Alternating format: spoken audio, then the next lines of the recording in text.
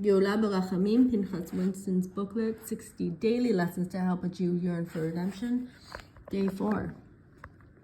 See divine providence. Yosef said to his brothers, I am Yosef. Is my father still alive? But his brothers weren't able to answer him because they were in shock. Bereshit 45:3. One of the most famous stories in the Torah is that of Yosef and his brothers, the climax being when Joseph finally reveals his identity to them, to their utter shock and amazement. After being separated for 22 years, the brothers discovered, much to their consternation, just how wrong they had been about Yosef and his dreams.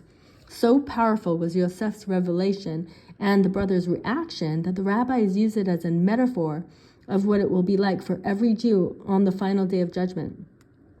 All God will have to say is, I am God, and many will fall back in shock when they realize how many times throughout the course of their lives God tried to help them do the right thing, and they didn't pay attention.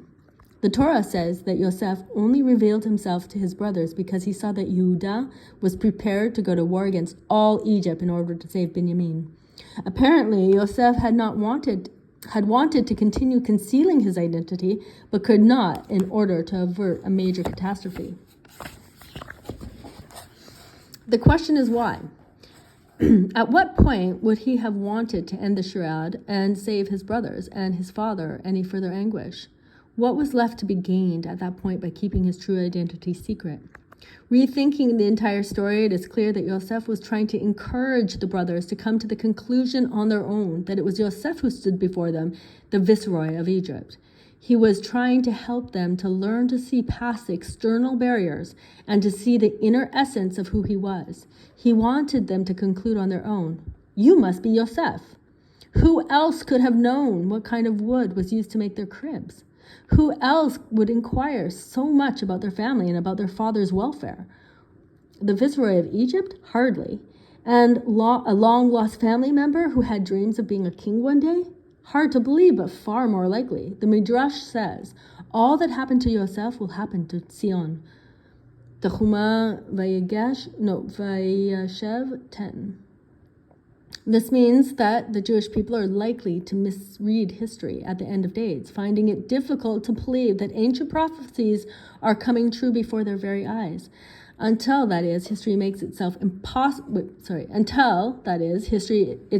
makes it impossible to believe otherwise. The question to ask is, when that happens, will I be shocked or pleasantly surprised?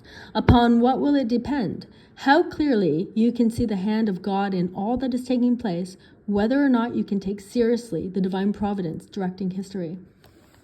The person who can say, you are God today, will be able to say it on the day of judgment as well. For that is someone who can see the hand of God in all that happens and how what is taking place is actually the fulfillment of the ultimate plan for creation.